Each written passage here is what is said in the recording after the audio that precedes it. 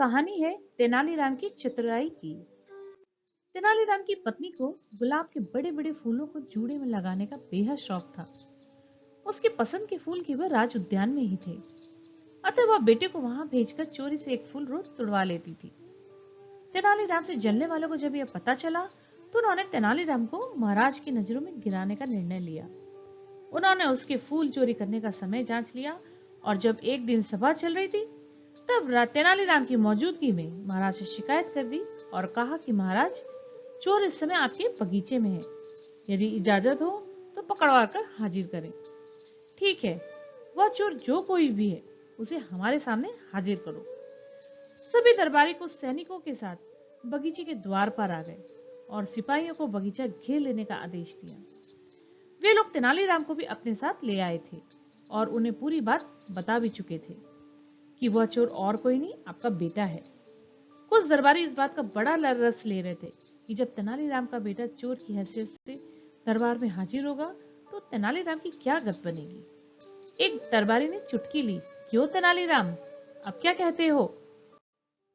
अरे भाई, कहना क्या है, एकाएक तेनालीराम ने जोर से चिल्लाया। मेरे बेटे के पास अपनी बात कहने के लिए जुबान है। वह स्वयं ही महाराज को बता देगा कि वह बगीचे में क्या करने आया है। वैसे मेरा ख्याल तो यह है कि वो अपनी माँ की दवा के लिए पौधों की जड़ें लेने आया होगा, ना कि गुलाब के फूल चोरी करने आया है। तेनालीराम के बेटे ने बगीचे के अंदर से ये शब्द सुन लिए। दरअसल उसे सुनाने के लिए ही तेनालीराम इतनी जोर से बोला था।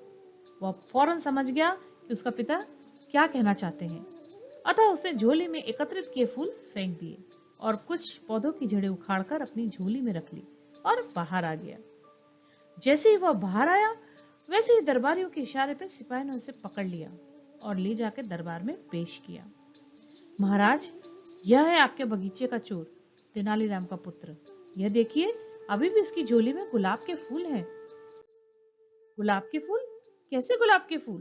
तेनालीराम के बेटे ने अपनी झोली में से सारी जड़ें महाराज के सामने फर्श पर डाल दी और बोला, मैं तो अपनी माँ की दवा के लिए पौधों की कुछ जड़ें लेने आया था। यह देख के महाराज ने दरबारियों को खूब फटकार लगाई। सभी दरबारी शर्म से सिर झुकाए खड़े सोचते रहे, गुलाब के फूलों की जड़ें कैसे बन गई।